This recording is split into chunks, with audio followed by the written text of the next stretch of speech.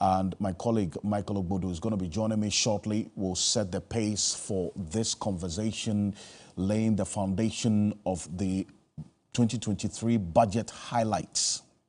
But we hit the streets to interact with you, some members of the general public, your own expectations of this mid-year budget review. We'll take a listen to that, and then we will come in studio with my guest as well after Michael lays the foundation. Here is what members of the general public had to say. The expectation for the budget is that we hope that they would use the budget for something that is going to bring an impact or that is going to improve the economy. As they said, they are going to increase or bring something or help increase the allowance of national service. That's the 599, and then also other things that are necessary, like paying of the necessary allowance and stuff. Food nowadays is very, very expensive. If you go to the market, you hear a lot of market women or vendors complaining that things are expensive, people don't come to buy, and if people don't come to buy, it means that market is not booming. So if government should concentrate on the agri sector, that's making food more or less, and to be able to let people consume or buy, it's going to really be effective. Oh, honestly, my expectation, so far as this budget is concerned, is that the government should see to the less privileged. You know, things are really tough. So I will plead with the government that they should make an effort to distribute the money equally. You know, to distribute the money equally. Education sector, now the education is in mess, you know, and if you go to the market, so agriculture, education, and fuel especially, you know, a lot of people have parked their cars. So we are just pleading the government that they should try to do something so that you know, the population or the people in general to be satisfied. Him puts the budget is this education aspect. I think our education aspects must be looked at. You have numerous cases and numerous news that students are sitting under the tree, they don't have classrooms. So I think education must be really looked at in this country, and they should cut cost on most of the spendings. That's what I can share. Oh, what am I expecting for the finance minister is, you see, right now there's hardship in the town. People are complaining a lot about there's no money in their pocket and so forth. I'm expecting the finance minister to touch on the economy very well, so that at least the youth coming, those complaining, unemployment, at least that area should be touched more, so that the upcoming graduates, at least they will get something, they will get some interest in the government. And I know they are trying their best, but they should do more. They should do more. I'm expecting more. And then I'm expecting me to also to touch some of the roads that they are still ongoing. They are doing it, but you have the highway, the Kumasi highway. In fact, they should speed up with the road, because when you are traveling with the road, it's not safe. It's not safe. Better they have to speed up. Yes. Me, I don't have anything to say about the mid-year budget. I seriously don't have anything. We are tired of government, so I don't have anything to say about it. How do you say we are tired of government? They will say one thing and they will not even go by it. So even if I am expecting something from that budget, at the long run, they will not go by what they will present. Well, that's a section of the general public sharing the expectations of the mid-year budget review. The next few, maybe within an hour, we're expecting the finance minister to present to us the details of the mid-year budget review. We understand it's going to be a statement, and so there's not going to be a debate, but then we'll definitely get to know the details of it. My guest in studio, Dr. Charles Nyaba, is Executive Director of the Peasant Farmers Association of Ghana, and then also Dr. Yao Apia Latte is a financial advisory partner, Deloitte Ghana. Gentlemen, good morning. Welcome. Good morning. Great. Also, Michael Ogbodo, my colleague, is standing by. We're going to get into the details of the highlights of the 2023 budget that was presented sometime in November last year. Michael, what are the details? What do we know? Hi, Alfred. Now, 2022 was a very eventful year. A year where we saw inflation hit an all-time high, a year where we saw the depreciation of the currency. At one point, I think the dollar to the CD was trading at about 20 CDs depending on your source. So, and obviously, at a time where the government is also crowded out from the international capital market, obviously, you know that this budget is heavy on fiscal measures and also in accessing revenue domestically. And as you can see from the topic, obviously, because of all that happened in 2022, the focus of 2023 budget was restoring and sustaining macroeconomic stability and resilience through inclusive growth and value addition. So we'll go to some of the issues or the main key tax policies that were introduced in the 2023 budget. And one on the list that raised a lot of controversy from trade associations like GUTA, AGI, and the likes was an increase in the VAT rate, which, according to some of them, was obviously another slap on the wrist as they are trying to grapple around the current economic challenges. Obviously, this meant an increase in their cost of operations, basically. But there was a big one in there. That's the reduction of the electronic transfer levy, which a lot of industry players had called for. Some economists have also pushed for it. People like the executive director of ESA have pushed for it to be reduced to as low as 0.5% to get public buy-in. But at least the government made some compromise, dropped it from 1.5% to 1%. And from the data that we looked at the other time on your show, we've seen some positive correlation with a significant increase month on month since the reduction in the electronic transfer levy, basically. And then also we know there was a review of tax incentives and tax exemptions. We know last year the tax exemptions bill was passed by Parliament and assented into law by the President as part of government's measures to kind of increase the revenue that we gather as a country domestically. Another thing that featured there was the increase in the concessionary corporate tax rate from 1% to 5%. As you can see, there's this collective approach to raise more revenue domestically. A lot of taxes were going up, and some were also frozen, like, for instance, the tax waivers bits, like you are seeing freeze on tax waivers for foreign companies, a review of tax exemptions to free zones, mining, oil and gas companies in 2023. Now, you see also the unification of tax loss carry forward rules for priority sectors and other sectors. And then you see also restriction on deductions, on deductibility of foreign exchange losses. And it goes on and on. A lot of policies there basically to help the government increase its revenue measures as much as possible. We'll go through to a couple of others to that of interest. There's the National Fiscal Stabilization Levy that was evolved into the Growth and Sustainability Levy to create room for more sectors to be taxed under this levy, basically. We had the telco sector feature in there. Businesses in the mining services sector had their feature over there.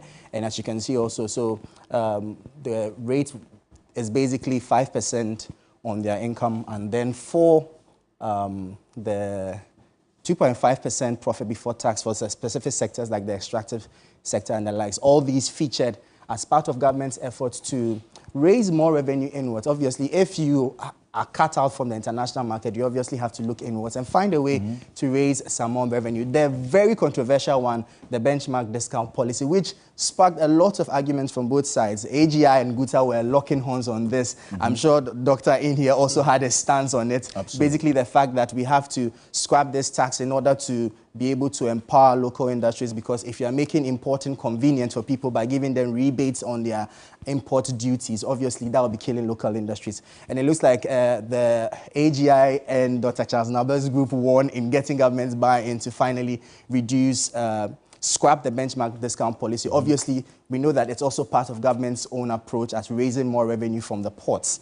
And yeah, we've seen that ripple effect of how imported items have really shot up in price. And I don't think the business team did something on vehicles specifically. Exactly. The cost of the duty and the taxes on imported vehicles in this Exactly, country has gone up drastically high. Astronomically. And interestingly too, it has also affected the price of local cars already in the market, because now it's going to be more expensive to buy a new one because the taxes are up. So basically that has been the ripple effect of that whole policy. And also we know the reinstatement of road tolls on specific public roads and highways. You know, road tolls were cancelled as part of some of the policies that government had introduced earlier. So it goes on and on.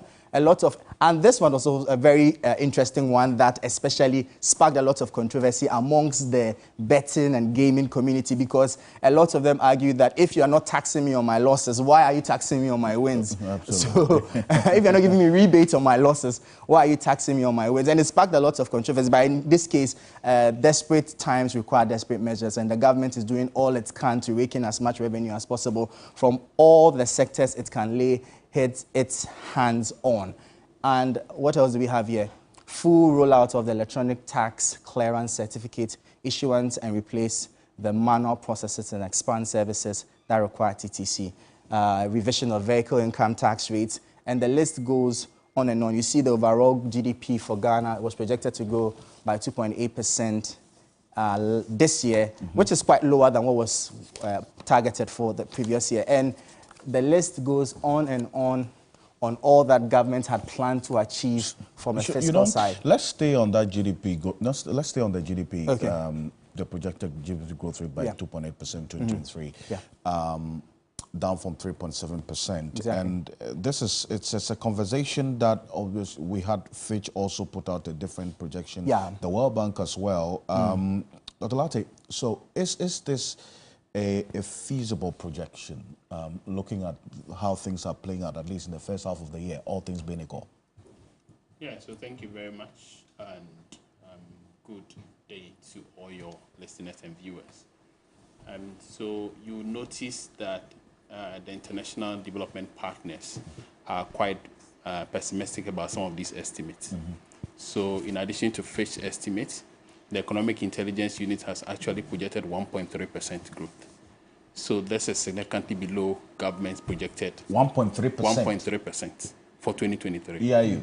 EIU.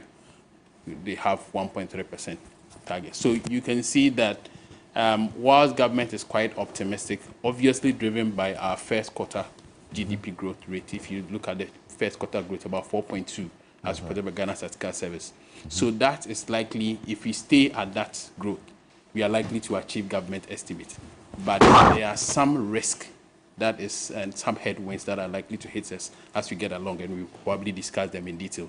So if you take account of that, some of our development partners and analysts are casting doubt on some of these estimates that we have.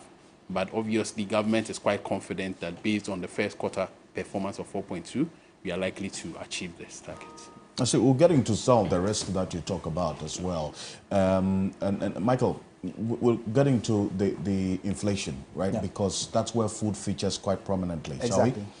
Yeah, so I'm sure for a lot of people will be looking out to know what policies government has in place in this mid-year budget review to address inflation, because it's still quite high. And the recent data that we have is inflation is at 42.5%, driven heavily by food inflation at 54.2%, non-food inflation at 33.4%. So I'm sure everybody will want to know what policies government has in line to help us check this, because if we can address food inflation, maybe by half of it, at least the general inflation rate should drop marginally. And I'm sure Dr. Charles Nyaba would be interested to know the policies that government has in place to address some of these. You can see the rate of inflation growth from last month, from last 2 months, that's May, 51.8%, shot up to 54.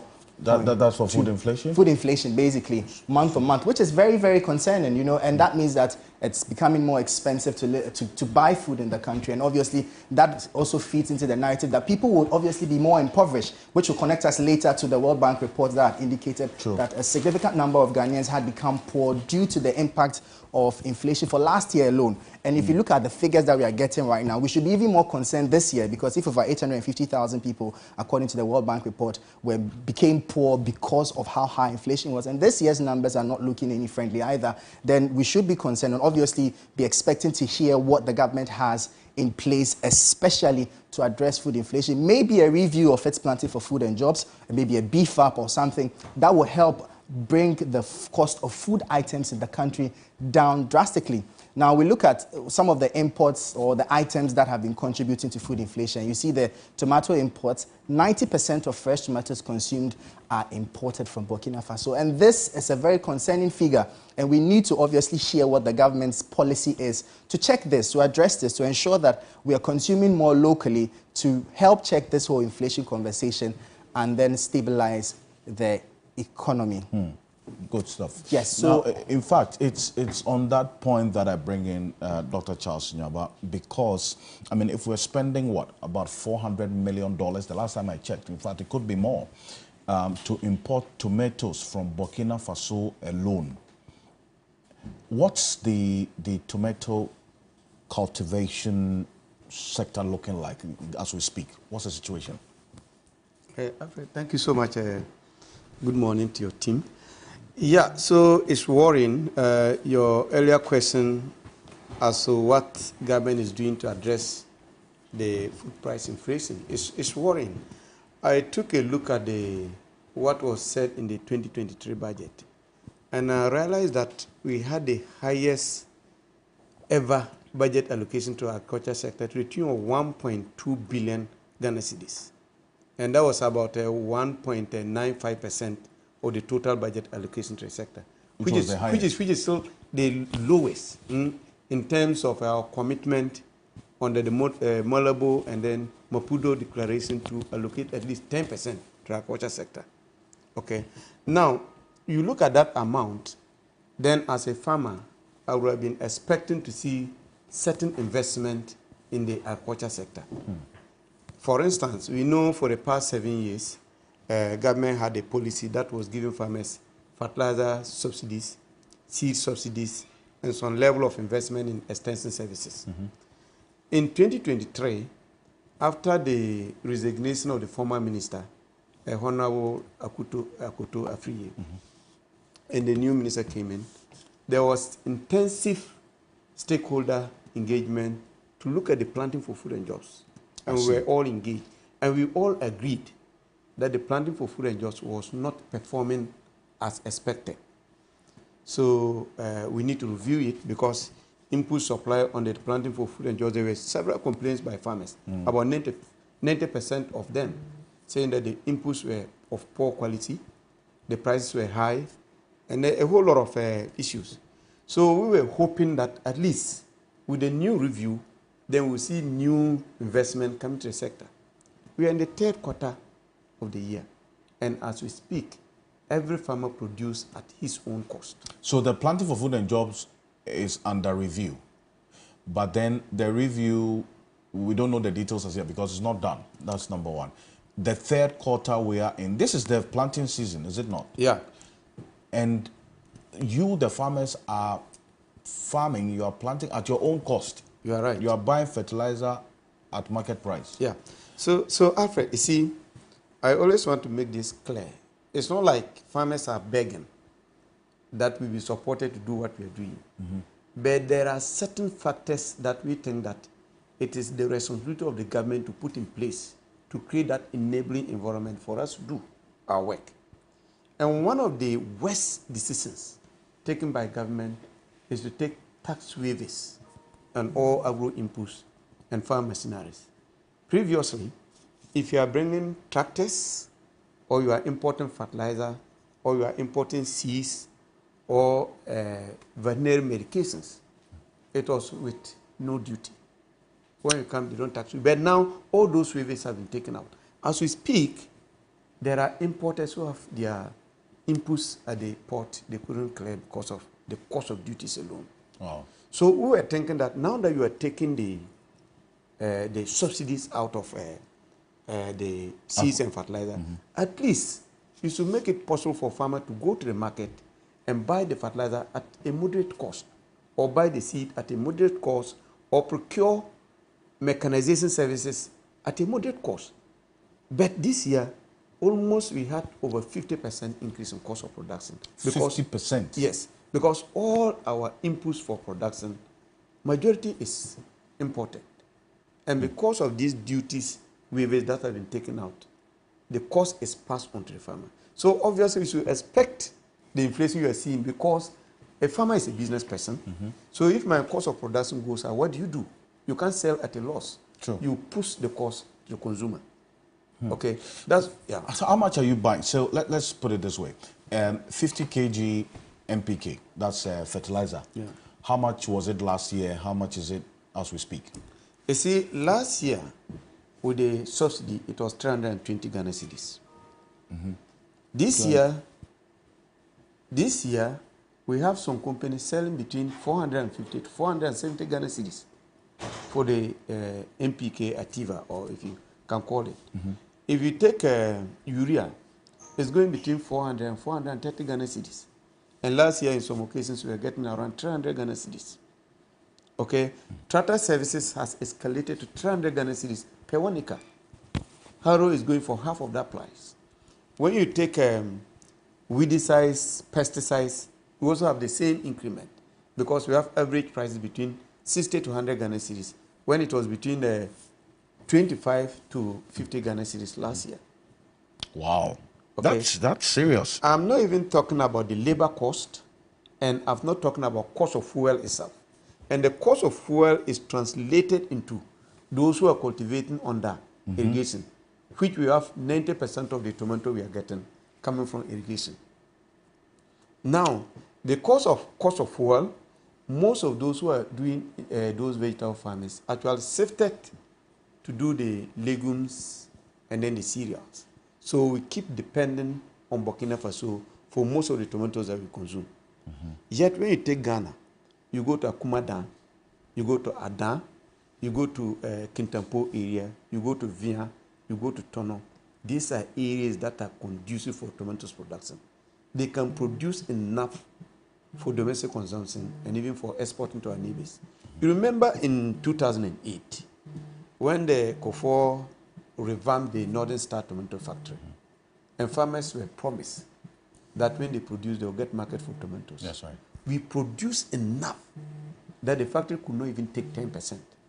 What happened? Because tomatoes is perishable commodity, they couldn't store them. So you have some farmers committing suicide because they took loans to produce and they couldn't sell. Farmers committed suicide? Yes. So since then, tomatoes production in those places went down completely. Now, one of the things we need to also understand, the reason why the tomatoes at the moment are not even in the market is that we depend on Burkina. Almost 80% of the tomatoes come from Burkina.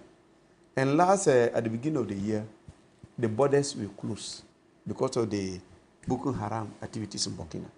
So our women who go there to bring the tomatoes, they go there and they harass them. So they stopped. So the moment they stopped bringing in tomatoes, then our markets were empty. Oh, right. That led to that, the artificial inflation we saw in the increase in the price of tomatoes within that period. Let's hold on to that point because I want to bring in Dr. Lartey on this. But there's some reflection of that in the World Bank report, is it not? Exactly. And, you know, it highlights a lot of the things that Dr. Charles Nyaba has talked about, especially about the farming households. And as you can see, the report indicates that farming households did not benefit from the high food prices as they often produce for their home consumption and faced increased input costs, which Dr. Nyaba has stressed on emphatically. And you see, as we speak about this report, and I'm sure and hoping that the government will be preferring solutions for a lot of the things that were highlighted in this report, especially with regards to food inflation. Now, you see, as it highlighted over the inflation reached a record high, 54.1% December. Over 850,000 people, Ghanaians, were pushed into poverty. But here is the concerning part. 7.7 million people deemed to be food insecure by the end of 2022.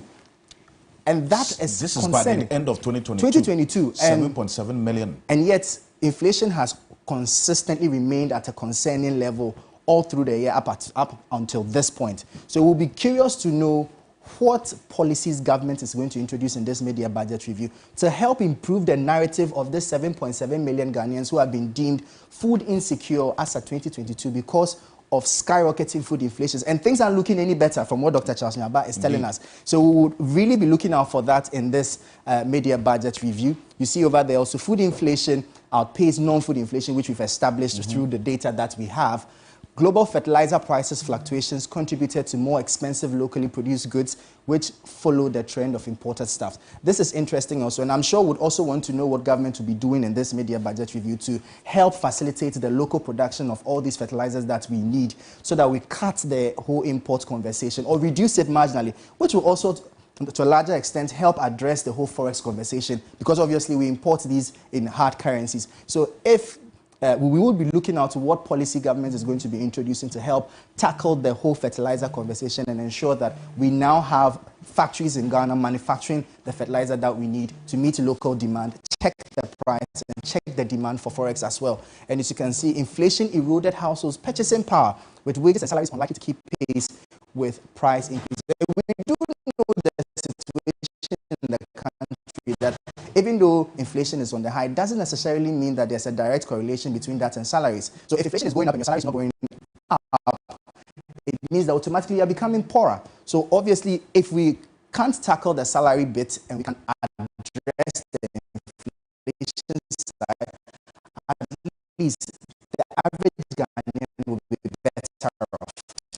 And that is what will be key to hear about in this particular media budget review, which the World Bank has highlighted in its report on the economy. You see over there, high inflation rates had negative impacts on the economy, leading to slower growth. Obviously, we touched on that also.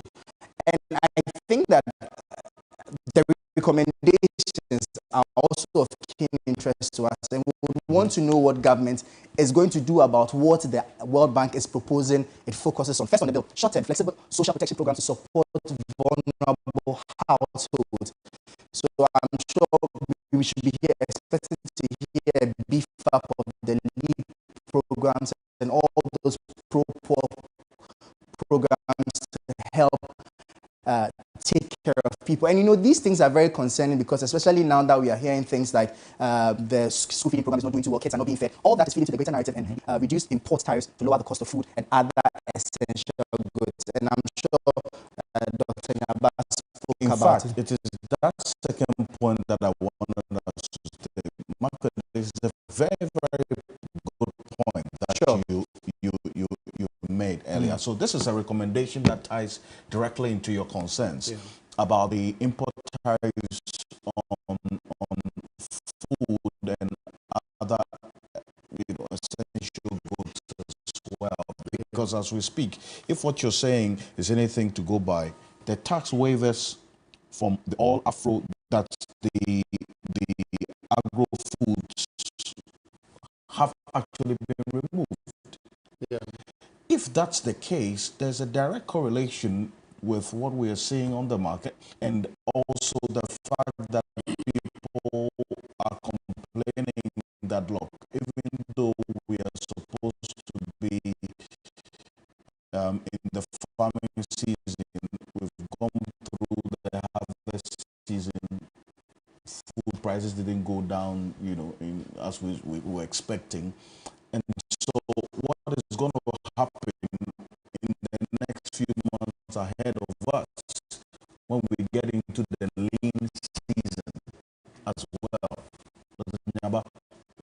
Brief fun on that, and I'll go to... So you see, in Ghana we have two major seasons: the main season and the minor season. And the main season, we have only one in the northern part of the country, where we get most of our staples like maize, rice, peanut, and what have you. When you come to the southern sector, where we have two major seasons, the main season is almost gone, because people at the moment are harvesting their maize. Okay, those who are into maize in the middle belt. When you come to the coastal area, where we have a lot of rice farmers, they are now planning to apply fertilizer. Some have done their first application, others are still struggling to get for the first application, others have done their second application. Yeah. You go to the northern part of the country where we have only one season. I think almost about 80% of farmers have finished planting. The majority have done their first fertilizer application. Others are now to do the second application.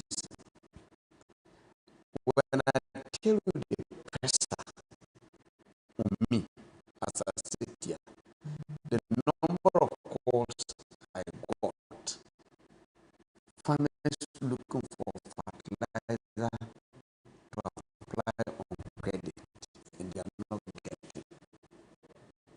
And the subsidy component too is taken off, and we are not getting any return from the government. It will marvel you. Now, my worry is that in 2023, one of the promises in the budget was that they were going to create enabling environment for foreign direct investment, and for people who want to go into agri-entrepreneur to go into investing in this sector. Today, if you want loan to invest in agri in whatever form, it's very difficult to get. As we speak, I've engaged a number of banks, over 5 banks, to see whether we'll be able to procure loan to get these facilities for the farmers. And it's very difficult to come by. So the question I ask myself is, if you put there that you are reducing inflation, and then you are also taking off benchmark value, which we actually advocated for, then you need to put in measures that will improve local production, to improve the supply of local commodities. But all those things are left out. So your question is just the same as mine. So we had a meeting with the finance minister last week, and a lot has been discussed. So we are hoping that those recommendations that were given will reflect in the mid-year budget for farmers to be able to at least get something to be able to complete the season. I'm going to come to that meeting and some of the recommendations that you made to the finance minister, and we'll see if that will be reflected in the budget. But Mr. Lartey, if you see the data and that very important information that Michael put out earlier about 7.7 million people, Ghanaian people, who are food insecure. I mean, and this figure could be higher because the World Bank is very conservative with this data. They take a lot of things into consideration. Now, if things have remained much more, unfortunately, dire as we're seeing, because the farmers are planting at their own cost without any support or interventions from government, meaning that the cost of production is going to go up, and they will pass it on to the final consumer, which is also leading to this inflation we are seeing.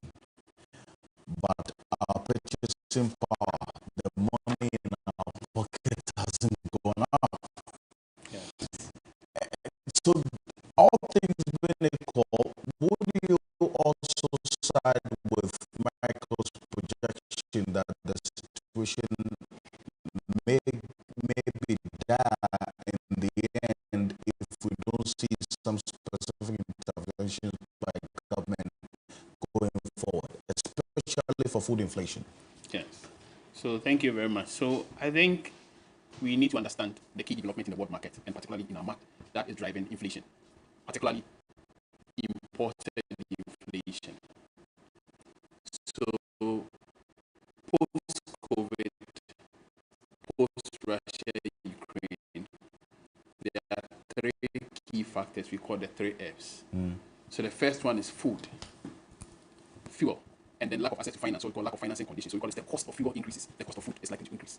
So farmers who will have to transport the food from wherever they are harvesting them to the market areas are facing increasing cost of production because of cost of fuel. So Dr. Nyamba has rightly said cost of fuel is one.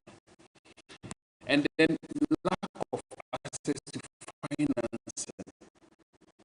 He rightly mentioned why should the farmer talk about 5 or 6 banks to get access to credit? And So that they are not even getting. They are not even getting it. And even if they are getting, it's expensive. Because we're paying interest rate at more than 30%. It's too expensive for a farmer. And so for the banks, it's not in their interest to be lending to farmers at that rate. And for the farmers, it is not in their interest borrowing at that rate. So you need to look at that. And I think just to explain it further, we need to inflation that was recently reported. Okay, so let's look to that. Inflation of 42.5. What is the disaggregation of this inflation? So first, food inflation was 54%. Non-food inflation is 33%. So it means significant proportion of the inflation was driven by food inflation. Food inflation. The cost of food items on the market. Yes. Tomatoes, garden eggs, yam. We have. Now, I'm going to tell you something that will marvel you. First, what is the original allocation for this inflation? So, areas where they are supposed to be producing a lot of food, they have the highest food inflation. I mean, like the food baskets? Yes. So let me give you the regions. Wow. So Greater Accra has food inflation of 44%. 44%. Michael, that explains why we come by 44%. You should even be excited because Northeast has 79%. Northeast region has 79%. Western North has 77%. Bono has 64%. Bono East has 61%.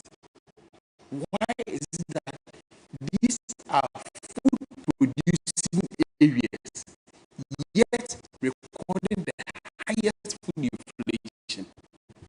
Wow. But does that then explain the point that that brings me to the point that is the cost of inputs. Because these are areas that as you transport to that area, fuel is a cost. As you transport to that area, anything imported, which is relatively expensive, also becomes more expensive in those regions. So these are food-producing areas, and yet their food inflation is higher than non-food producing areas like Greater Accra.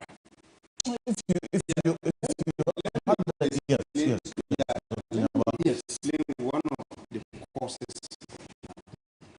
You see, I always said that if you take the last 1 decade, government has been promoting industrial crops like cashew.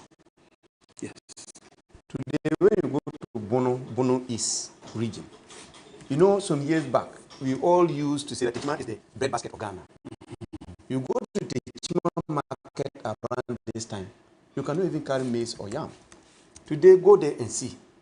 The Chima market, they are bringing maize from northern part of the country to the Chima market. Or there's even the growth that we need. And so we should have deliberate policies and programs that are aimed at addressing our challenge with food, our challenge with inflation. And I tell you, imported inflation is also a significant component as well. Because locally produced inflation is driven by what we do locally. Absolutely. And like you rightly said, we should be in the right season where food inflation should be at its lowest. So where we are in the bumper harvest season and food inflation is at its highest, the question is, where would we be when we get to the lean season? The lean season. Where would we be, Dr. Nyaba? How's the lean season going to look like based on how we are seeing things now? Yeah, I don't want to feel too pessimistic about the coming years. But you know, several factors determines high yields or high food supply. The inputs is one, the climate is another one. So there are years where even though there are inputs available, yet we have bad rainfall pattern which affects food supply. For now, one of the major factor that we are lamenting as farmers is the high cost of production. For the past 2 weeks, even though there are some parts of the country that they complain of delays in rainfall, but generally, I think the rainfall pattern has been quite good. So, provided government is able to come out with something, we are in very close touch with the Ministry of Food and Agric, and that they are trying to package something as soon as possible for farmers. I see. If that is done, and the climate continue as it is now, then we are likely to see a bit of stability as we are going into the bumper harvest. Yeah. But come next year, this time run, I wouldn't be able to talk with certainty that the inflation figures would come down or remain stable, because we haven't seen any major government intervention to address cost of production leading to increase in food supply. Now, the other area that we were more interested in, you know, if you look at the food inflation, it's driven primarily by vegetables, like the tomatoes, like the garden eggs, and then to lesser extent, some of the cereals and the legumes. That's maize, soya beans, and rice. Yeah. So if we are able to put in quick measures that allow farmers to do dry season farming, that is water supply, Right. I think we may see the figures coming down or being stable come this year. You see, you earlier indicated that 90% of the tomatoes were produced locally through irrigation. Yeah.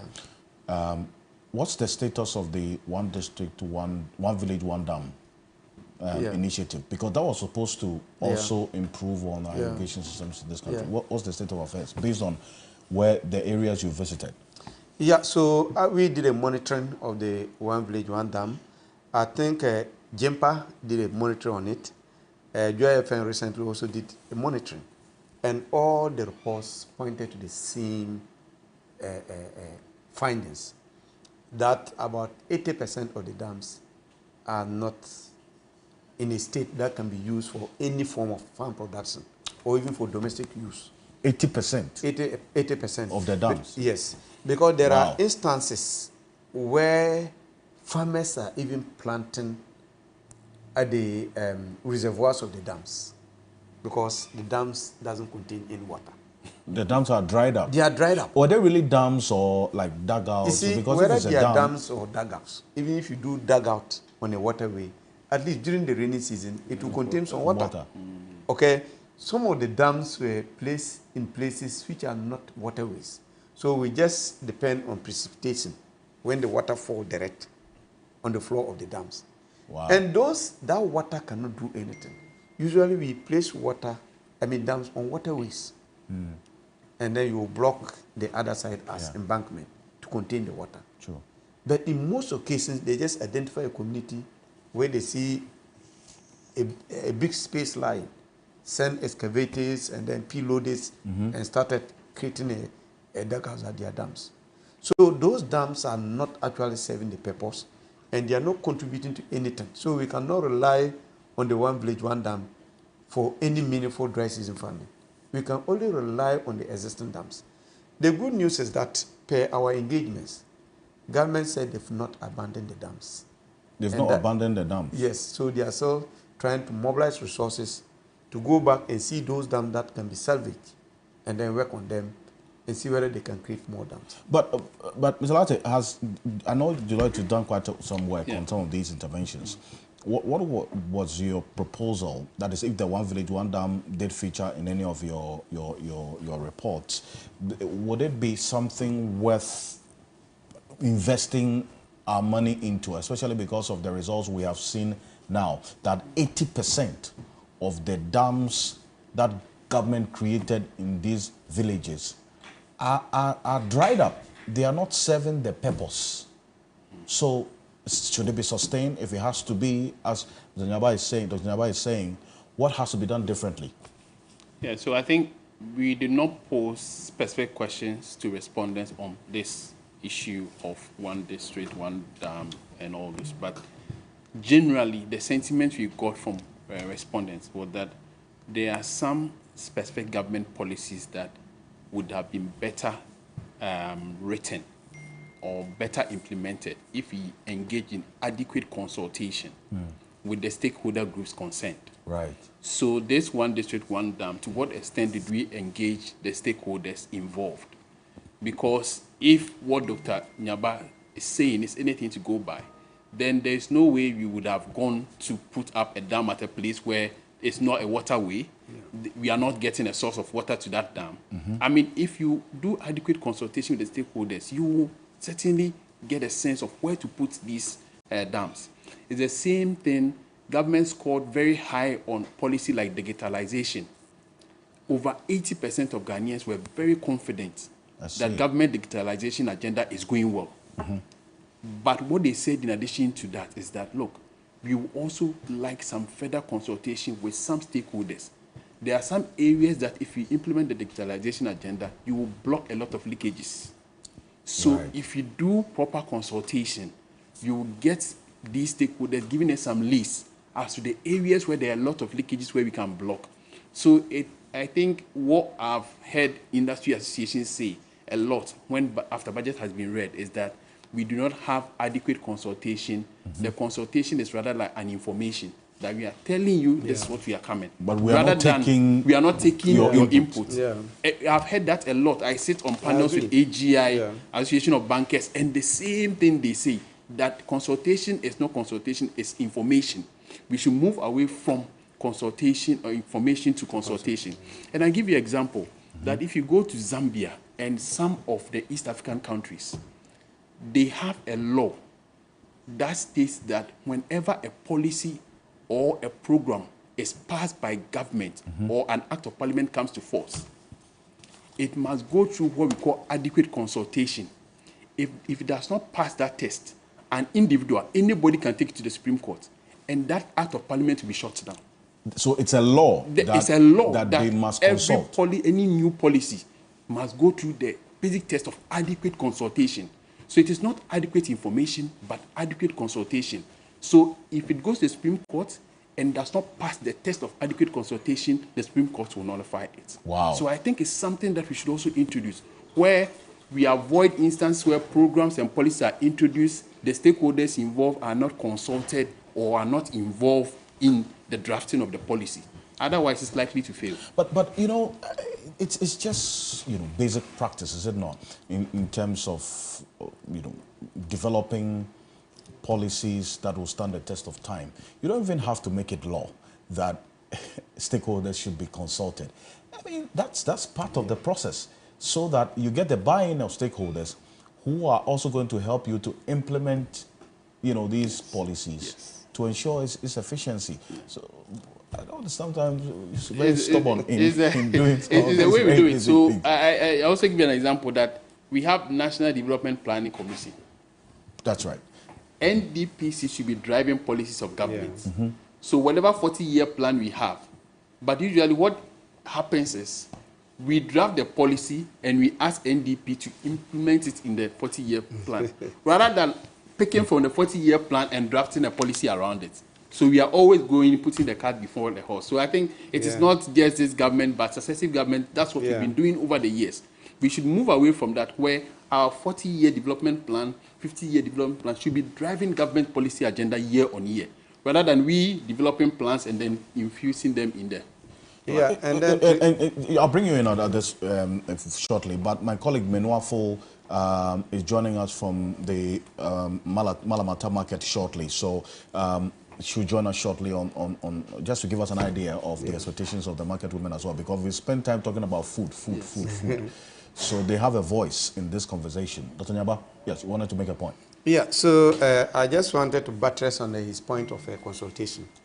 If you take the One Village, One Dam, for instance, you know, in Ghana, Ghana Irrigation Development Authority is responsible for any irrigation project, either private or public, in terms of designs, in terms of monitoring, in terms of policy. But when they started the One Village, One Dam, JIDA was never involved in anywhere. Even the district assemblies, when we went on our monitoring visit, they said they were sitting there before the ride. They said this contractor is coming to construct a dam, and even mentioned the villages where the dams are going. So it got to a point they were all sitting down, looking at the contractors to come and do whatever they want, and left. Let's go. It was after they did, and then the project failed. Then the Ministry of Special Development Initiative then brought in Ghana Irrigation Development Authority to go down and monitor and see whether there are dams that can be salvaged.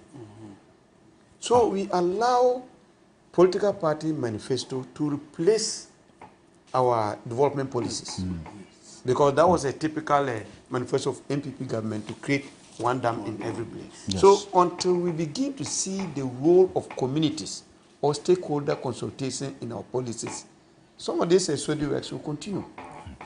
Because you indicated you had a conversation with the finance minister ahead of this media budget review presentation, I'll come to you to find out what you recommended to the finance minister in terms of your concerns and how that can be addressed. And also, Mr. Lartey, our next conversation will be on cost of credit, because it also ties into something that Dr. Nyaba mentioned, because we've seen the cost of credit increasing over the period. It's actually going to go high with a continuous increase in the policy rates that we have seen as well.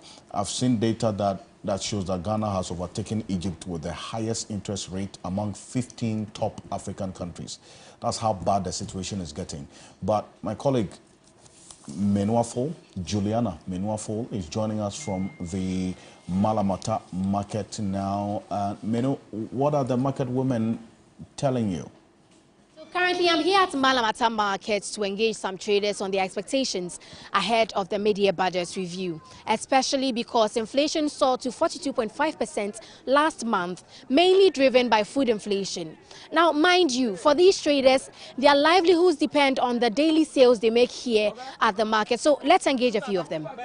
Me pacho se siano se oforata eko parliament ako review new budget na on system ye pe new things ye say ye bra o man mu pa shi nkoye ade ba ku na wada da mo no de beba ka kire ye enti ye sre no on system ye sre no on tete ne masomai mo bibia nkofo ministers for no so on tete wo mo so na ekofo ma bia be yi am bia ho aton ye sre ban say mo ti tomatoes ne chese niema ne nyina ye ka ban ye sre na ban hwe na task no on tete so na niema ne ntimi mra fom na obi ntimi nto bi no obi aso ntimi nya adwuma omo de nam ne ba ye ntumi nto nam ne boy din ye hu de ye sese nipa bedwo na obedi dwa korampo a ontumi ndidwa na okasa ye tonso ye kasa nti ye sre aban no petro no hwe maye na niema ne mbra fom kaka na nkola no nso no omo ye ntumi hwe omo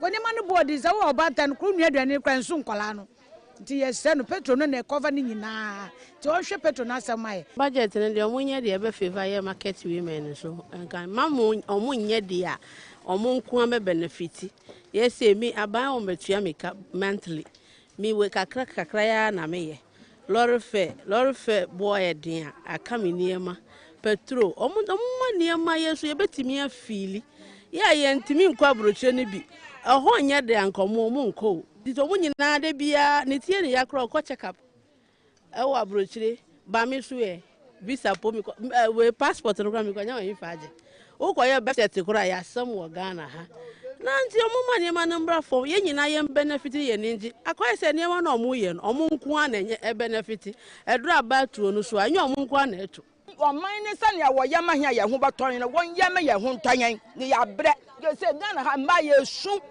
obembe onye adwuma embiri wei ne ye yankakra bobo nkwala school na ne se wo kafo obi nyama no bo ye den na wo ton no won to be den na wo ba na akọ school kase ba ye den na wo ba no school kase no akọ bi nti maame ne ya bre abatan na ye wu ya ma ne nkwala nde aban ba ye wo mo no nye ho ya bre patron ye timinto omote sikitwa bi na kufu ado asan pagam sadaba fontiti patron sunu minu aba omboa sa agro na no mudi kura o masan to patron spare pass car tire 70 Ghana sisi ata nam 3 million 4 million timinto ento omonte tire ne so mo mani ko airport wo no no skara mo jijina so so do anso anko ba bia mo ane echedi o might itimamfo ne ye bredodo.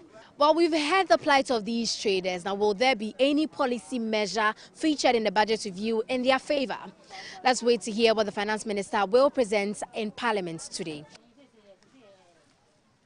That's Juliana Menuafo there. Thank you. Thank you so much. At least you know the expectations of the market women and the people in the market. This is the Malamata market there. And it's actually a reflection of the number of things that you said. They talk about fuel. The last man who spoke talked about fuel prices going up and how that's impacting on them. And then also the others talk about the issues regarding fertilizer and so on and so forth. When you had the conversation with the finance minister, what were the recommendations?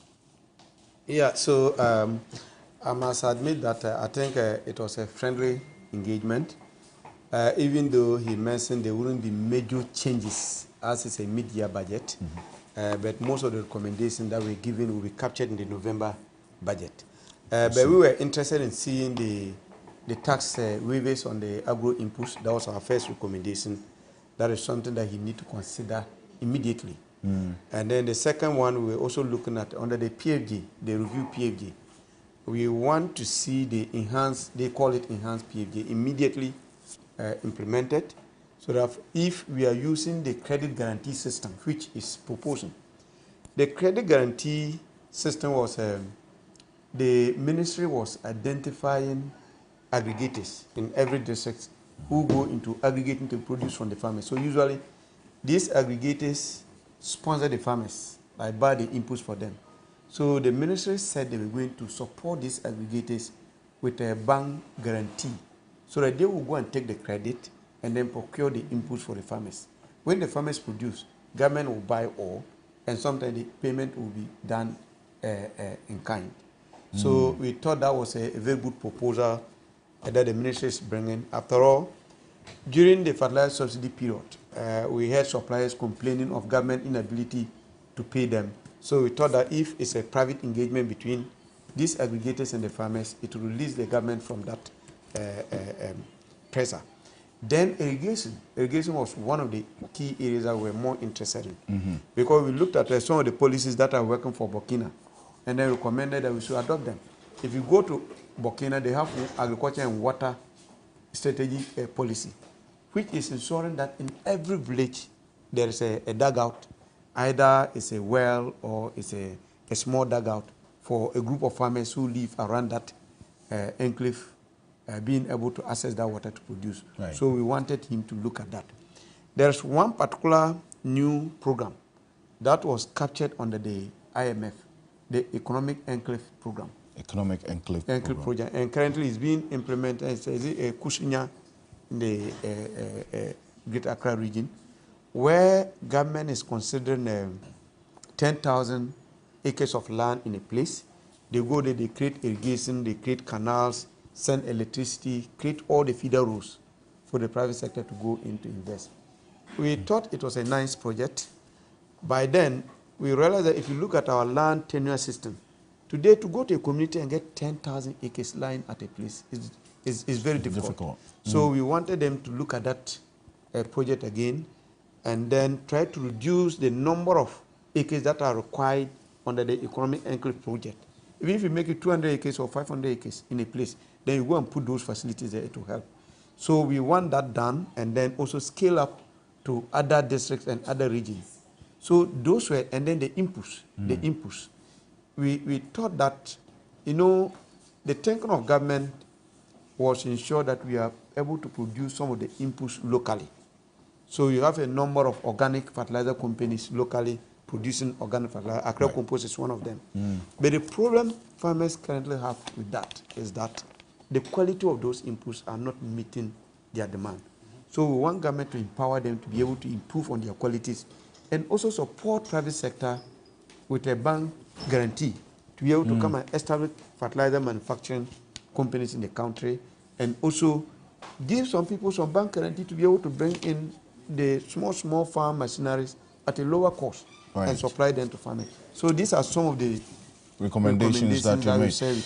Well, but as he stated that this is a mid-year budget review, so we shouldn't expect major changes. The emphasis is on the restoration of the tax waivers, right? Yes, please. On these agro imports. But you're also live here on TV3. We're also live on 3FM 92.7. This is the special coverage of the mid-year budget review presentation by the Finance Minister in Parliament.